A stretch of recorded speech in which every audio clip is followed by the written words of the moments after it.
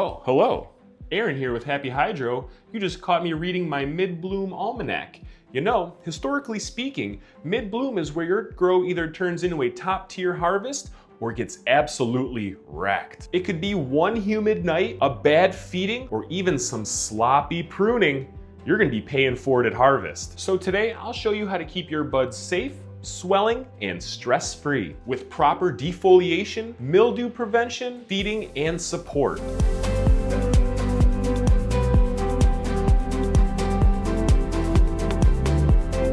And you're probably wondering, Aaron, why does mid-bloom even really matter that much? And it's important because this is the stage of their plant life that I want them to be stress-free. Picture them relaxing like a recliner, just maxing out their time, not thinking about anything but just growing bigger and fatter. All right, let's go check it out.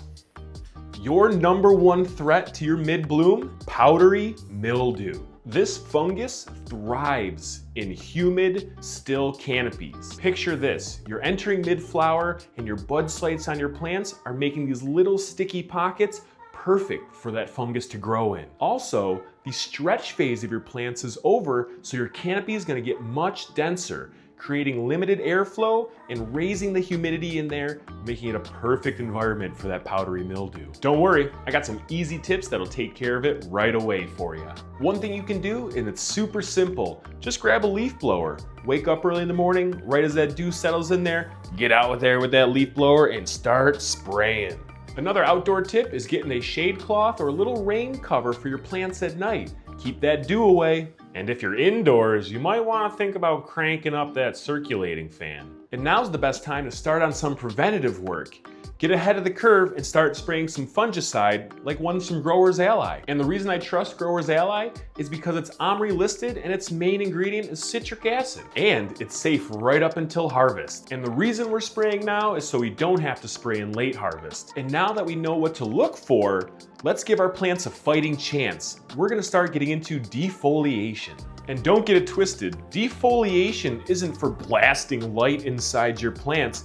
It's for making sure that it's nice and open for even airflow. And defoliation does two very important things. One, it's gonna dry out those microclimates, making it even tougher for powdery mildew to establish itself. And two, it's gonna refresh all of the CO2 that your plant needs to thrive. So I got some practical defoliation tips for you. Remove leaves that are overlapping or touching each other. Be sure to take out any damaged, infected, or problem leaves. When it comes to large fan leaves, sometimes they can do more bad than good. They may be great for soaking up sunlight, but they're bad for blocking bud airflow. Also, this might be your last chance to trim off some of those scraggly little branches so we don't have to worry about them later. And when you're defoliating, don't forget, keep it light. Try to do only 10 to 15% max per each session.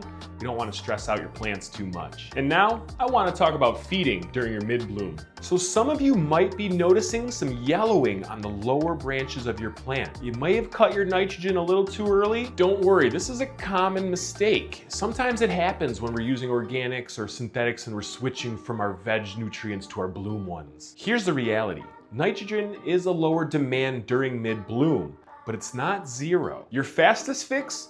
Soluble nitrogen. It's gonna go uptaken immediately and make those plants comfortable again. But if you're running organics, all of that nitrogen is locked up there, not readily available. So we recommend using a compost tea, brewing that up and introducing a wave of microbes to help break down those nutrients. And don't forget, we're trying to make those plants as comfortable as possible. So in this stage, we should really be thinking about support. You know, bamboo stakes, trellis netting, anything that's gonna keep those big floppy branches from weighing it down. Whoa, and hold on there, partner. There's some mistakes we're gonna wanna try to avoid.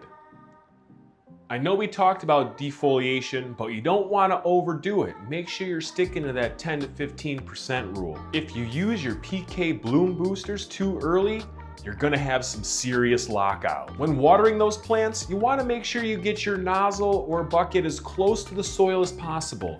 We wanna take away as much moisture from that canopy and bud sites as possible. Watering at night could lead to a rise in unwanted humidity. Try to water in the morning while the sun's shining. So mid-bloom is all about comfort. You know, mildew prevention, solid support, light defoliation, and even good nutrition.